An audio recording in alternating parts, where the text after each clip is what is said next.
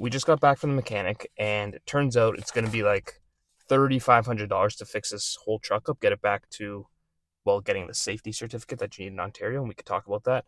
And we're also going to talk about, is it worth it? As I mentioned, we just got back from the mechanic. This is the bill for getting it inspected. And what this inspection shows, or the purpose of it, is to make sure your vehicle is roadworthy. Basically, it can be registered, you can get plates, and you can drive around. It's pretty comprehensive. I'm not really sure everything that's included, but it is pretty in-depth. So some of the things that this truck will need to pass the safety inspection is a right front upper ball joint, end link, pads and rotors all the way around, a muffler. There's other like bunch of little items as well. Some of the things like the headlights are yellowed and faded, but I really don't want to pay someone to do that. So I feel like we could do that ourselves. But all in all, to get a plate to be able to drive this, you have to pay this bill. This stuff has to get fixed, and that bill is $33 to $3,500. That's a lot of money. Yep. If we add that $33 to $3,500, we add that to what we paid for the truck, which was $750, plus we had to get it towed here, which was a couple $100, plus there's taxes, plus this inspection. All in all, using round numbers, we will be $5,000 into this truck. Now, to me, I don't know. I haven't decided if it's worth it or not. I think I'm leaning towards it's not worth it because it has 480,000 kilometers. But Marilyn has a different idea. I think it is worth it, mainly because we spent $750 on this truck. And that brings me to my next point. What can you buy for that price? Probably nothing. Yeah. So what is the next option? Lucas did some researching on Marketplace and pulled up a couple listings so we can compare to see what we would get for our money. Right. So if we're going to spend, let's just say $5,000, what are we looking at? The first one we have, this is actually at, I think not a dealership, like a used car lot, 290,000 kilometers.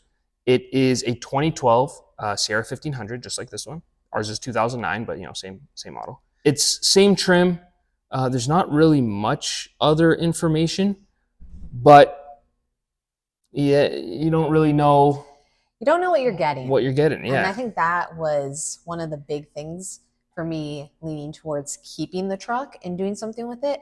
We brought it to our mechanic, and our mechanic actually used the words, it has great or good bones. Yes. Which is fantastic to hear from your mechanic. He also did say it's probably not worth it to spend the money to put into it. Yeah. But I didn't really pay too much attention to that just because I feel like the average person, would probably just scrap the car, sell it, and go on about their life. But we're looking for a project car, so I think this is perfect for that. And another thing to note with the listings that Lucas has brought up and shown here is that when we bought our truck at the auction, we actually got that metal roof rack included, right? And we got a metal toolbox, which is amazing because hey, that's money. So if we look at the second listing, we have another one here. This listing is a 2010 GMC Sierra 1500. Ours is 2009. It only has 216,000 kilometers, so less than half of what ours has. And I think the main thing here, this is a 4.8, which I like instead of the 5.3 because there's no active fuel management. So theoretically, it should be more reliable, but it's a used car, so who really knows? Kind of always a gamble. But like every used car, there's always a downside. And the main downside on this one is rust. Rust is not a good thing. Right. It's hard. Once things start rusting out, unless you're replacing the entire panel, you're really not going to save anything. So when I look at that, do I want to deal with that? And that's just on the exterior. So that's the only things I can see with my eye. I don't know what we're getting into when we turn it on, if it even works. So I'm more of the believer of, well, we know what's wrong with this. Let's deal with that instead of buying something like this that costs $2,500 or $4,000, and then we have to put the same amount, if not more, into that vehicle, and now we're even more money into it. Right. Yeah. Yeah, and I get that because once you know the issues that your car has or the issues that it doesn't have, you know what to watch out for. So I understand there is value in that. But again, I would just say, okay, we know everything that's wrong with this truck. So we're only going to fix the things that need to be fixed to get it safetied, get it roadworthy, and we end up putting that $3,500 into it. Now we're 5 grand into it, and it has 480,000 kilometers. Like it's insane. The engine goes, or the transmission goes, and now what do? You're going to put more money into it? Yeah. I think you do. I think you do put more money into it. Facebook Marketplace is the spot to be. So you Yeah. look for a used engine, okay? Right. Yep. And you get it swapped out. Now, Yep. I don't know personally how much it costs. I know it's not going to be cheap. Maybe you have some more Okay, insight well, into this. we saw because we were looking it up in Yeah. worst case scenario. So there was, uh, I mean, there's multiple LS engines. If anyone's into cars, you know that these engines are a dime a dozen. So you can get a relatively decent engine for around $1,000, which is not that bad. So let's say you do an engine swap, parts and labor. Let's say it's 5 grand, and I've heard stories about transmission. People paying as much as $6,000 all the way down to $3,000. Mm-hmm. So let's just go with the high end. We'll go keep everything up there. 6,000 for the transmission. So 5 grand plus 6 is 11 grand plus the other $5,000 total that we had before. So we're at 16 now. Yeah. $16,000 into a truck, which the mileage will be much lower now with the engine you get. But it's a 2009. I mean, but the thing is, if you look at the marketplace for trucks right now, you're still significantly ahead. You really are. compared to what? Compared to buying a brand new truck. Oh, brand new, yeah. It's not even close. Listen, I understand it's 2009, and it's if you're going to look for a 2025. Like, there's no comparing. I understand you're getting way more for your money, supposedly. I say that because I say that because I separately from Lucas, I did work in the automotive industry, so I've been around trucks and listen. And you've seen what people are paying I for see them. what people pay for them. No doubt about it. The technology is sick. It really is. It's super cool. But some of these interiors are lacking significantly for the price that they're selling it at. You know, I'm just a big believer. If you're going to spend $50,000, $60,000, I want something cool looking. And I know that might not sound realistic in today's economy, but that's where my head's at. So a lot of these interiors, they're fabric and they're honestly the same as like these 2009 GMC Sierras. Like it's not anything. It's just the tech that's really saving. There's no like wow factor. Yeah. I mean, okay, you spend $16,000 to just, maintain this vehicle.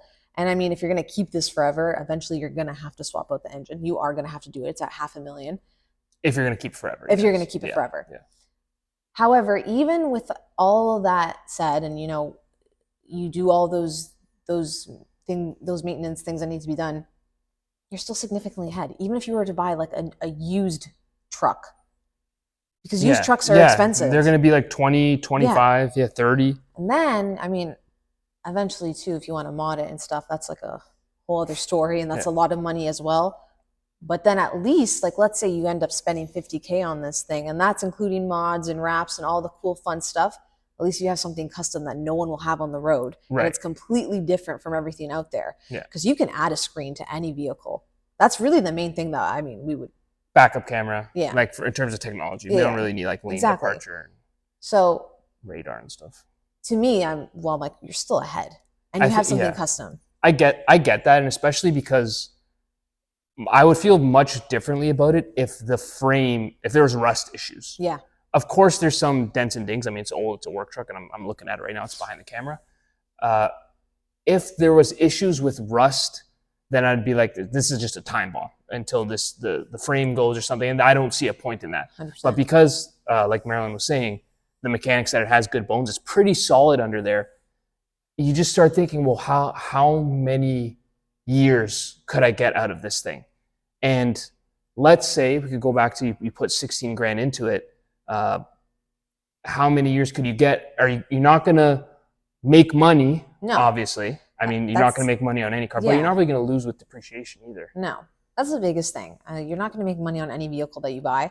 The $750 truck was an anomaly. And the fact that it was $750 and like, it's pretty good, like that's insane.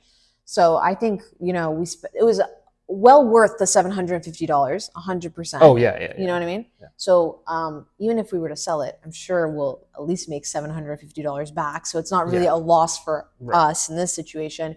It was worth the gamble, kind Yeah, it of. was worth the gamble. Yeah, But I guess my thought process is I don't want to take that second gamble because what are the chances of spending $1,000 on another truck and it having good bones? I don't think yeah. very likely. It's very possible. Very possible. It could be worse. Yeah, Yes, yeah, that's very true. yeah. Um, and then yeah, so it goes back to there's always two main camps in the way you could think about this. And I was telling Marilyn too. I've heard Dave Ramsey say this. I've seen it on Instagram. I've seen it on YouTube. Is that it is always cheaper to fix the vehicle you have than to buy something new. And by something new, I just mean something different, a newer used vehicle, right? New to you. So if you have, let's say, a $2,000 repair bill, what vehicle are you going to buy for $2,000 that's going to be sorted? Because after you pay your bill, your car is good condition, right? Everything's done. Mm-hmm. So what car are you going to buy? What vehicle are you going to buy for $2,000 that has nothing wrong with it? I don't think there's a vehicle on the planet No. that would be $2,000. I have nothing wrong with it. And another point is too, I mean, you could play the game of buying a car for $2,500, selling it, buying a new vehicle for $5,000, selling it, and you keep doing that. I mean, over your lifetime, you're probably going to be spending like a significant amount of money on vehicles anyway. So Yeah. if you plan on having this truck for a long term and you put the time, money, and effort into it, especially someone that enjoys, working on their car, I don't think it's a terrible thing. At the end of the No. day, I think it's just what you value. Yeah, it's and I think yeah, that's perfect. It's just Yeah. what you value. So right now, what do I value? I don't know. Same. I don't know. I think I'm very tempted to put money into it because, like Marilyn was saying, it's $750. And again, I'm not downplaying. I'm not saying Yeah, 750 is yeah. nothing, but go buy a set of wheels and tires. It's more than 750, right? Yeah. I just had to put some on my truck, and it's crazy.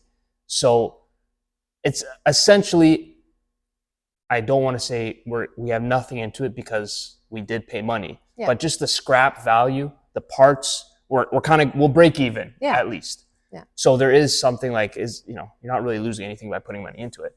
But once you put money into it, well, now you got to actually drive it. And I don't know. I don't know if it's worth it. Well, we'll see. Yeah, I guess we'll see. So let us know what you guys would do, what you do, like how you treat your own cars. Yes. Do you repair them or do you just go find something else? Do you have a 2009 GMC Sierra that has 500,000 kilometers? If so, how has it held up? Yeah. Tell us. Well, what did you do with yours? Yeah. Let us know. Yeah, I think I'm just curious to see what people would do in this situation because I think I don't know. Do you think it'll be 50-50? I think so. I think again, it's like what everybody's gonna have like different things that they value. So some people are probably like super into building and modding cars. They're like, heck yeah, like put the money into it. Who cares? Yeah. And some people are just more. I don't want to deal with it. Yeah. Yeah. Let's get something. One else. And done. Let's move on. Yeah. When do you call it? Both aren't bad options. No. It's just what you prefer. No. So yeah, let us know in the comments, and I think that's it from us. Yeah. See you in the next video. Thanks for watching. Bye guys.